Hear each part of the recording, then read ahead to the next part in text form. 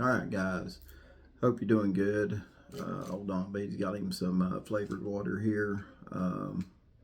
Propel coming off the sodas, guys. So kiwi strawberry. It seems to be my. I like peach too. I got a peach up there too. But yeah, coming off the sodas and New Year's resolution thing. Drop a few pounds. So let me know what your favorite flavored water is and what flavor you like. So anyway, we're going to be talking about the Sebastian Rogers in this video. Do you guys remember when Gannon Stauch went missing? Letecia Stauch done an interview with the news, and during that interview, she had her back turned toward the camera. Do you guys remember that? Sorry, my throat's kind of bothering me if I'm talking kind of weird. But anyway, she had her back turned toward the camera. There is a interview that Chris and Katie done with it just showing their hands. I can't remember the news reporter or the station that done it. But anyway, it was just, she was interviewing Chris and Katie, and it was just showing their hands. That's what that interview with Chris and Katie just showing their hands reminded me of the Letecia Stauch interview where Letecia had her back turned toward the camera. And the other thing too is, during all these interviews, Katie has, said some pretty caring things about Sebastian, I guess. She struggled to say a few others. We'll talk about that tomorrow.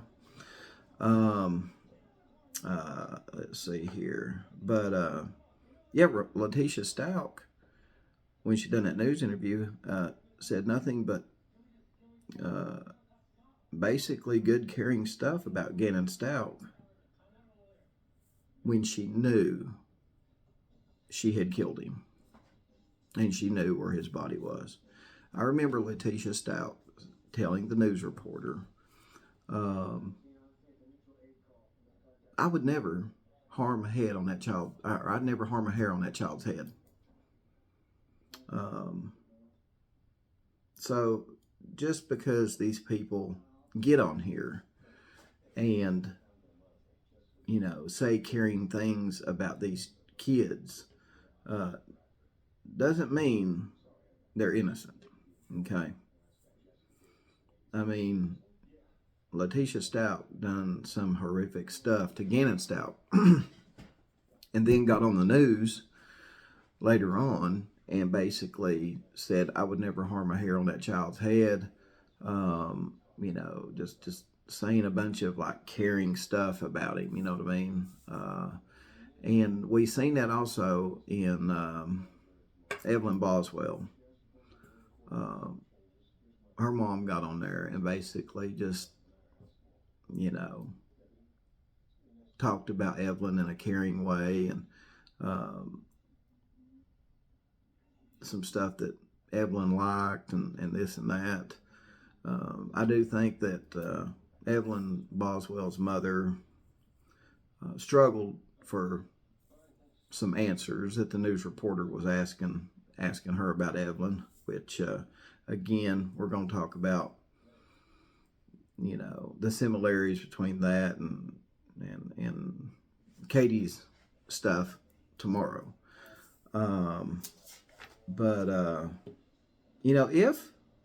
If it comes to light that Chris or Katie have something to do with Sebastian's disappearance, let me point something out to you. And this is what I think. This is just my thoughts, opinions, all that stuff, guys. But I think a jury is going to be interested in the multiple CPS cases. Are they not?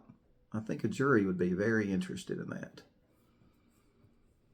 And the other thing that I think a jury would be interested too is, I think a jury would be very interested in the testimony of somebody.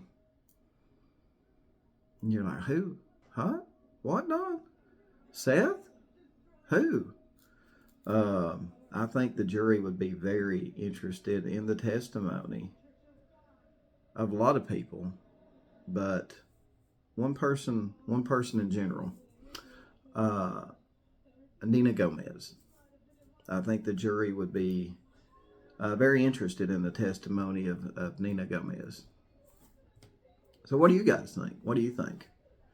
Do you think a jury would be interested?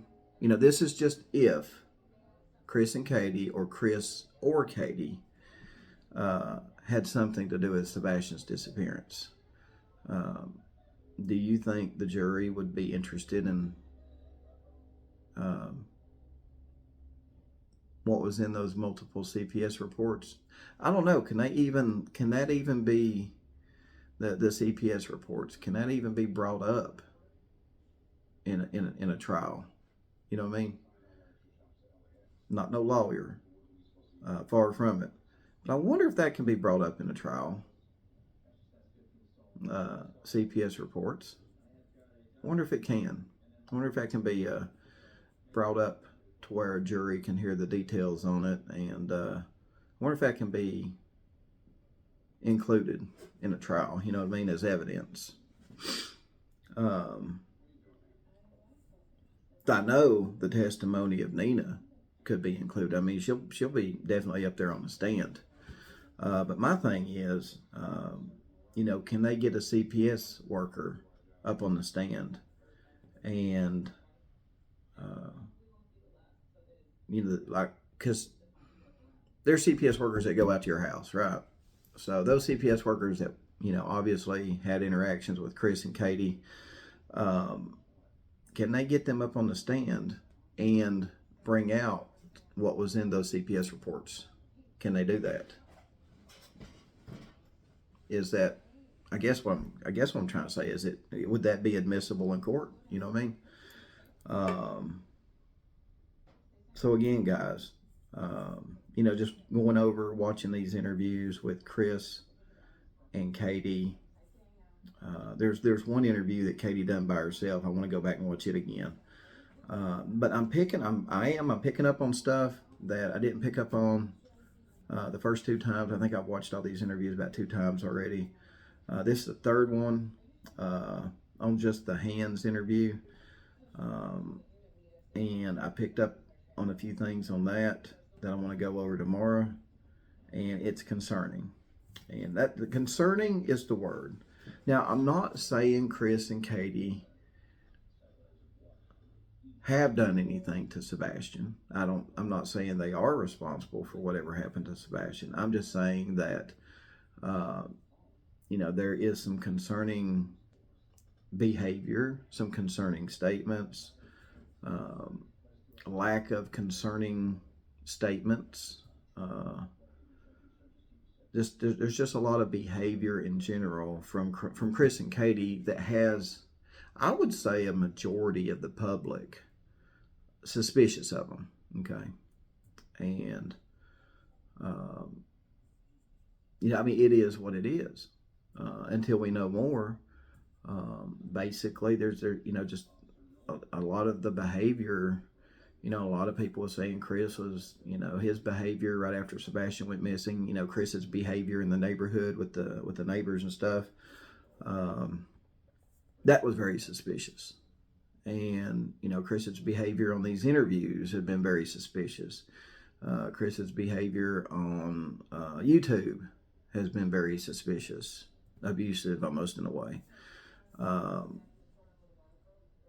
So, I mean, the public sees this, and I you know, I could do a poll, but probably don't have to.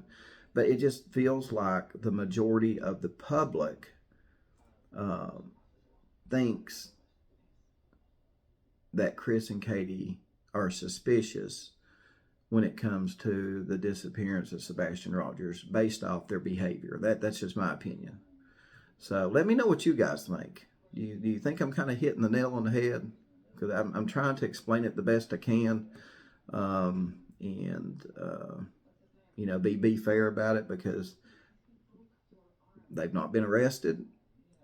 They've not been officially named a suspect, but there again, the police are doing their stuff, and the police are being very quiet. I think the police